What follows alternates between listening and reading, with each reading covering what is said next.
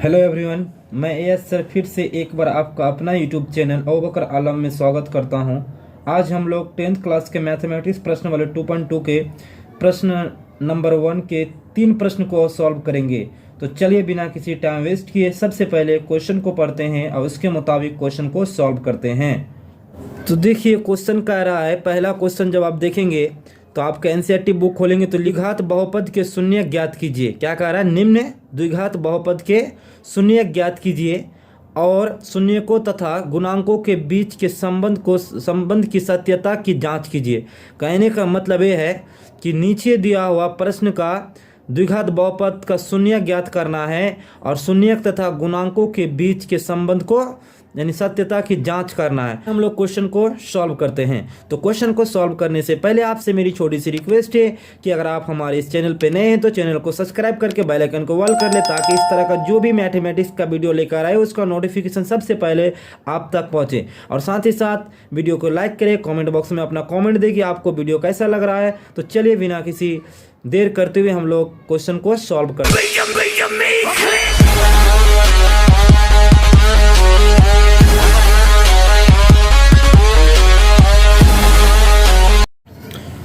तो चलिए हम लोग सॉल्व करते हुए क्वेश्चन को। देखिए यहाँ पे क्वेश्चन है 4 नंबर में 4u² + 8u।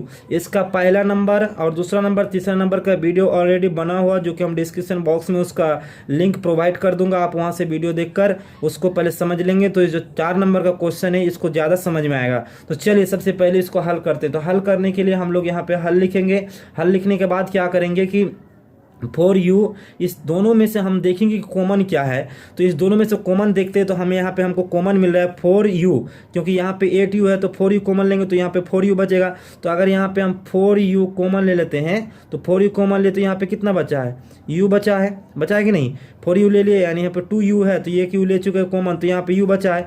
यहाँ पे लिए 4u तो यहाँ पे 4u इनमें से चलेगा तो कितना बचा है? u भी चलेगा तो यहाँ पे सिर्फ और सिर्फ क्या हो जाए? 2 बचा है। अब आगे यहाँ पे यह का चिन्ह लगाइए और 4u को इस तरफ ब्रैकेट में बंद कर दीजिए। एक समीकरण हो गया और u प्लस यहाँ पे 2 एक समीकरण हो गया, है ना। अब क्या करेंगे? शून्यकों के लिए। किसके लिए? तो शून्यकों के लिए। शून्यकों के लिए किसके लिए? तो शून्यकों के लिए। शून्यकों के लिए क्या आता है? तो शून्यकों के लिए हम लोग 0 लिखते हैं। तो जो समीकरण आया यहाँ पे 4u इन ब्रैकेट बंद u + 2 इक्वल टू क्या लेंगे? 0 लेंगे। अब दोनों का 0 होगा तो यहाँ पे देखिए 4u equal to 0, u + 2 equal to 0, है ना। जब इसको आप इधर 4 क्या होगा? जब ब्रैकेट के इधर ले जाएंगे 4 को, जब ब्रैकेट के इधर ले जाते हैं तो u इक्वल टू क्या? 0 प्लस क्या हो जाएगा? 4 हो जाएगा, क्योंकि इधर गुना में तो इधर ब्रैकेट के इधर आएगा तो भागा में हो जाएगा। अब यहाँ पे u है तो यहाँ प्लस में तो किस में आ जाएगा? माइनस में। तो u बराबर क्या हो जाएगा? 0 - 2 हो जाएगा। अब इसको आगे बढ़ाते हैं तो u इक्वल टू क्या हो जाएगा? 0/4 इक्वल टू 0 होगा। इसी तरह कोमा देंगे तो अब यहाँ पे देख सकते हैं u बराबर क्या हो जाएगा? u बराबर -2। अब यहाँ पे लिख सकते हो अतः अल्फ़ा, हमने मान लिया कि इधर वाला अल्फ़ा बराबर कितना? 0 और बीटा बराबर क्या होगा? बीटा बराबर -2, है ना। यहाँ तक आप लिख सकते हो। अब बीटा बराबर कितना? -2। अब आगे हम लोग क्या करेंगे? अब इसका जांच करेंगे। जांच करने के लिए सबसे पहले हम लोग लिख लेते हैं कि a बराबर कितना है? ये यहाँ पे समीकरण का गुणांक देखेंगे कि 4 का यानी u का गुणांक कितना है? तो 4। उसके बाद b बराबर कितना है? तो b बराबर देखिए यहाँ पे b बराबर 8 के साथ u लगा है तो b बराबर कितना होगा? 8। और c तो है ही नहीं है, अगला पद रहता तो c होता, तो हम लोग क्या मान लेंगे? 0 मान लेंगे। c बराबर क्या मान लेंगे? 0। अब यहाँ पे जांच लिखेंगे, जांच करेंगे। इसको जांच करते हैं कि यार इसका गुणांक का मतलब कितना होता है? शून्य का गुणांक कितना होता है? तो अब लिखेंगे हम लोग कि अब जानते हैं फार्मूला कि अल्फ़ा प्लस बीटा बराबर क्या होता है? -b/, ये होता है अल्फ़ा प्लस बीटा। अल्फ़ा का मान हम यहाँ पे माने थे कितना है? यहाँ पे देखो अल्फ़ा का मान कितना है? तो 0। उसका बीटा का मान +-2 है। कितना है? -2 इक्वल टू क्या है? -b देखो b का मान कितना है? 8 है तो -8 हो जाएगा। a का मान कितना है? 4 है। तो यहाँ पे देखो अब क्या होगा कि प्लस माइनस माइनस, तो 0 - 2 इक्वल टू कितना हो जाएगा? इसको जब कटाते हैं 4 2 × 8 हो जाता है, 2 हो जाता है। अब देखो यहाँ पे -2 बचा और 0 - 2 यानी -2 इक्वल टू -2। देखिए दोनों बराबर साइड यानी आपका LHS इक्वल टू RHS, क्या हो चुका है, प्रूव्ड हो चुका है। जो क्वेश्चन कह रहा था उसके मुताबिक आ रहा है। अब देखिए आगे इसको सॉल्व करते हैं। तो आगे अब इसका फिर से हम लोग क्या करेंगे, शून्य यानी फिर से क्या करेंगे, इसको फिर से करेंगे अल्फ़ा इंटू बीटा बराबर, फार्मूला आपको पता होगा क्या होता है, सी बाई ए होता है। अब अल्फ़ा का मान कितना है 0 गुना बीटा का मान कितना -2 इक्वल टू सी का मान क्या है 0 बटे ए का मान कितना है, तो यहाँ पे देखिए 4 है। तो यहाँ पे 0 गुना 2 को किसी के संख्या के साथ 0 को किसी की संख्या से गुना करने पर क्या होता है 0 प्राप्त होता है। तो अब यहाँ पे क्या हो जाएगा, तो इक्वल टू 0 गुना 0 बटे 4 0। तो देखिए LHS बराबर क्या हो चुका है RHS। तो आप लिख सकते हो LHS इक्वल टू RHS। ठीक है, अब हम लिख सकते हैं इसको प्रूफ, जो कि आपका क्वेश्चन सॉल्व हो चुका है। तो चलिए अगला क्वेश्चन को हम लोग देखते हैं। अगला क्वेश्चन जब आप NCERT किताब खोलेंगे तो वहाँ पे आपको अगला क्वेश्चन दिखाई देगा। क्या दिखाई देगा, तो अगला क्वेश्चन आपको दिखेगा कि 5 नंबर में जो क्वेश्चन है 5 नंबर में लिखा होगा, यहाँ पे हम आपको दिखाते हैं। तो वहाँ पे लिखा होगा t² -15। अब इसको हम लोग सॉल्व करते हैं। तो इसको सॉल्व करने के लिए आप क्या कीजिए, हल लिखिए, है ना। हल लिखने के बाद क्या करना है कि t² को हमको इस दोनों में से कॉमन निकालना है। तो कॉमन देखिए कि यहाँ पे 2 ही संख्या है, एक है 2 ही समीकरण है, t² -5। तो इसको t² को इस तरह t² लिखेंगे और -15 को क्या करेंगे कि हम लोग इसका स्क्वायर कर देंगे, -15 का स्क्वायर करेंगे, उसके बाद -15 का स्क्वायर कर देंगे। जब इसको स्क्वायर करते हैं तो या का चिन्ह लगाइए। तो आप जानते हैं कि ये देखिए यहाँ पे फार्मूला आ चुका है a² -b² के रूप में। तो आप जानते हैं a² b² का फार्मूला क्या होता है, तो a - b इंटू a+b होता है। तो अब इसको हम लोग 2 बार लिखेंगे। तो यहाँ पे लिखेंगे t माइनस, जब रूट अंडर स्क्वायर होता है तब इसको हटाते हैं तो क्या बचता है, तो रूट आ जाता है। जब स्क्वायर हटता है तो रूट चढ़ जाता है। तो 15 के ऊपर क्या चढ़ेगा, रूट चढ़ जाएगा।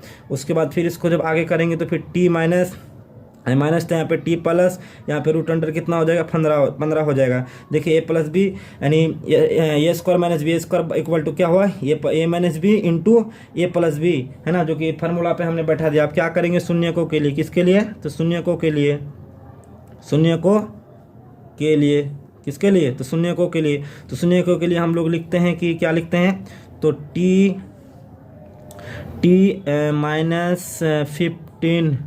-15, उसके बाद रूट अंडर 15, उसके बाद होगा t plus root under 15 equal to क्या हो जाएगा 0। अब क्या करो यहाँ पे, तो t minus root under 15 equal to 0 होगा, comma t plus root under 15 equal to 0 होगा। अब इसको जब आगे सॉल्व करते हैं तो यहाँ पे देखिए कि t, उसके बाद 0 क्या हो जाएगा, 0 इधर प्लस में 15 है तो इधर कितना आ जाएगा, माइनस में, इधर किधर आएगा, प्लस में 15 आएगा।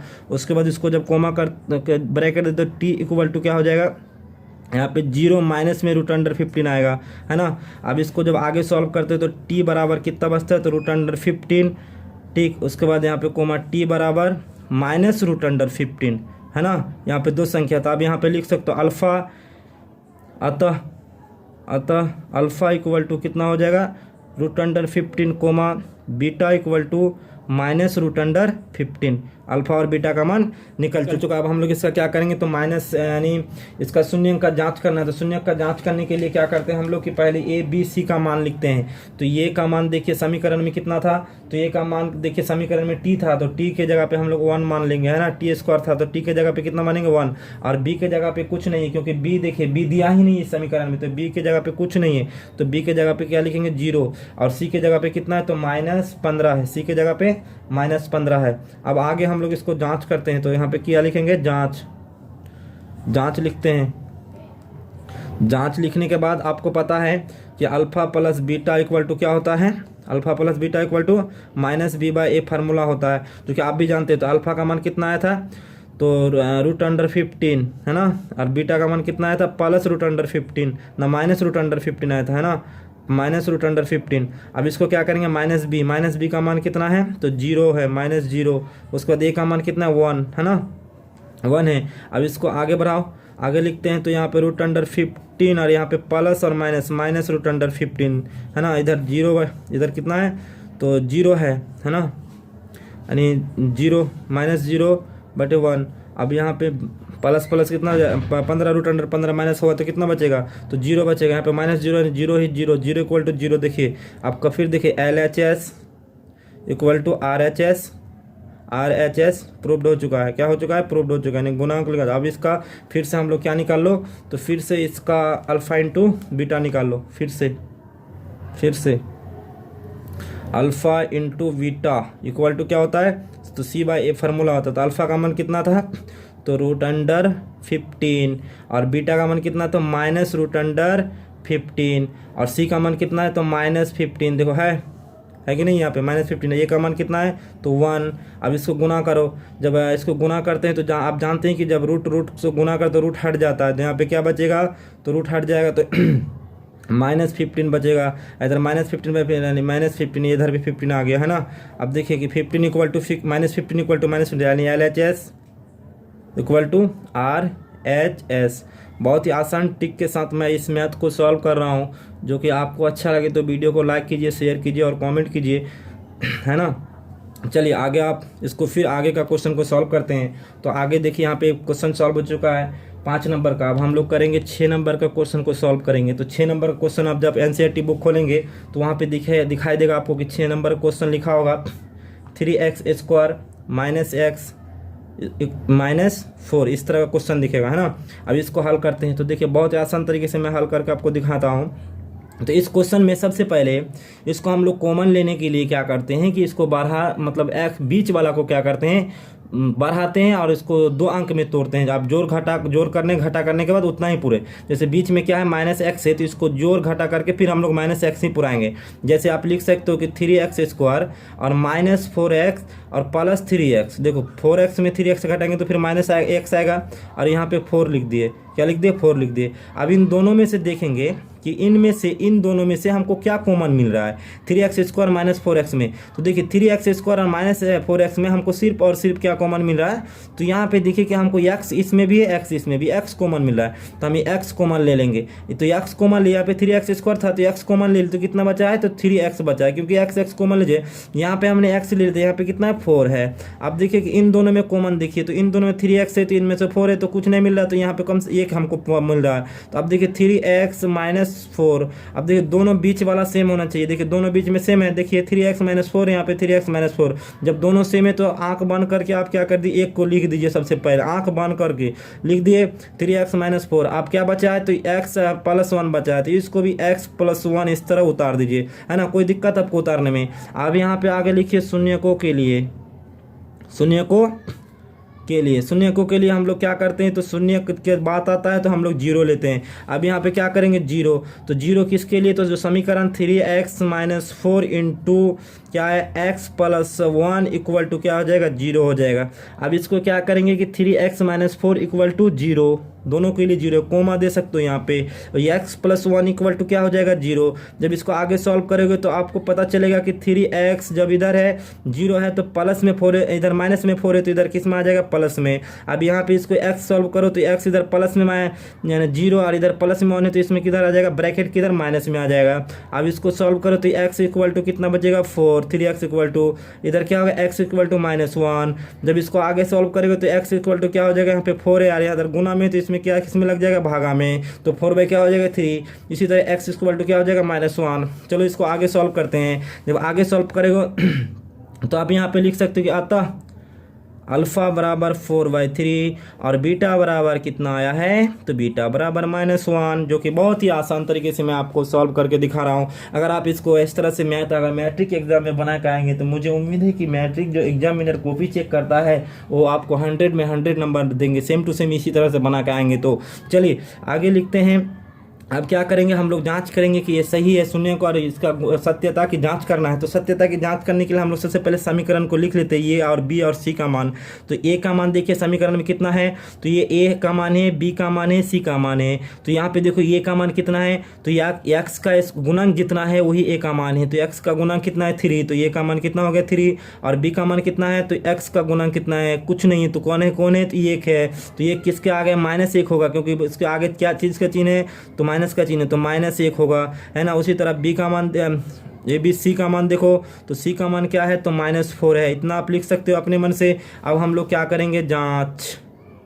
क्या करेंगे, जांच। इसको अच्छी तरह से जांच करते हैं, इसका सब कुछ जांच कर लेंगे आज हम लोग। तो देखिए इसको जांच करेंगे तो आप लिख सकते हो यहाँ पे कि अल्फा प्लस बीटा क्या होता है, माइनस बी बाई ए। क्या होता है, माइनस बी बाई ए। तो alpha plus beta formula equal to minus B by A, जो कि आपको ही पता है। अब अल्फा प्लस बीटा का मान क्या होता है, तो देखिए अल्फा का मान हमने यहाँ पे ऑलरेडी लिख के रखा है और बीटा का मान यहाँ पे लिख के रखा है। तो अल्फा का मान लिख दो, आप भी देख रहे हो कि किस तरह लिखा हुआ है। तो 3/4 प्लस का चिन्ह, बीटा का मान -1 दे दो। इतना कर सकते हो कि नहीं कर सकते हो, कर सकते हो। उसके बाद माइनस बी बाय, तो माइनस बी का मान कितना है, तो -1 है। तो माइनस इंटू -1, ए का मान कितना है, तो 3 है कि नहीं है, जो कि आप भी देख रहे हैं। अब इसको आगे सॉल्व करो तो 4/3 कितना है, 4/3 प्लस माइनस क्या हो जाएगा, माइनस। तो -1 होगा, उसी तरह प्लस प्लस माइनस क्या हो जाएगा, प्लस। तो 1/3। अब जब इसको आगे इसमें देखो, इसमें कुछ नहीं तो यहाँ पे 1 डाल सकते हो। 3 1 का लॉसा निकालो, भिन्न का जोड़, तो 3 आएगा। 3 यहाँ पे 4, जब इसको निकालेंगे तो यहाँ पे 3 आएगा। उसके बाद 1 कितना है, 3। जब 4 में 3 घटाएंगे तो कितना बचेगा, तो 4 में 3 घटाएंगे तो यहाँ पे 1/3 बचेगा। 1/3 इक्वल टू कितना है, 1/3। देखिए आपका LHS और RHS क्या हो चुका है, सेम हो चुका है। 1/3 इक्वल टू LHS RHS दोनों क्या है, सेम है। तो आपका ये जो है प्रूव्ड हो चुका है ना। आगे देखिए, आगे अब हम लोग इसको क्या करेंगे, फिर से इसका, तो यहाँ पे लिख सकते हो फिर से, किससे, फिर से लिखो। फिर से लिखते हैं, क्या करेंगे, alpha into beta equal to formula क्या होता है, तो C/A होता है सर, जो कि आप भी जानते हैं कि alpha into beta equal to क्या होता है, अल्फ़ा इंटू बीटा बराबर क्या होता है, C/A। अब अल्फ़ा का मान कितना आया था, तो अल्फ़ा का मान आप देख सकते वहाँ पे देख सकते, तो लिखा हुआ है अल्फ़ा का मान कितना था जी, तो अल्फ़ा का मान देखिए यहाँ पे था कितना, अल्फ़ा का मान 4/3 और -1 बीटा का मान है। तो यहाँ पे अल्फ़ा का मान 4/3 और बीटा का मान कितना है, -1 है ना। सी का मान कितना लिए, सी का मान कितना था, तो सी का मान देख लो आप, सी का मान है -4। सी का मान कितना है, -4 और ए का मान कितना है, 3। तो -4 कितना हो जाएगा, 3। अब देखो इसमें गुना करते हैं, तो इसको जब गुना करेंगे एक के साथ तो -4/3 हो जाएगा इक्वल टू, देखो -4/3। देखो LHS बराबर क्या हो चुका है, RHS आपका प्रूव्ड हो चुका है ना। देखिए बहुत ही आसान तरीके से आप यहाँ पे लिख सकते हो प्रूव्ड, आपका क्वेश्चन प्रूव्ड होगा। तो चलिए आज का वीडियो आपको कैसा लगा, अगर आज का वीडियो आपको अच्छा लगा तो हमारे इस चैनल को सब्सक्राइब कीजिए, लाइक कीजिए और वीडियो को ज़्यादा से ज़्यादा शेयर कीजिए। साथ ही साथ कॉल कर ले ताकि हम अगला वीडियो जो कल लेकर आ रहा है उसका नोटिफिकेशन सबसे पहले आप तक पहुँचे। तो मिलते हैं अगला वीडियो 2.3 के साथ। आज के लिए बस इतना ही।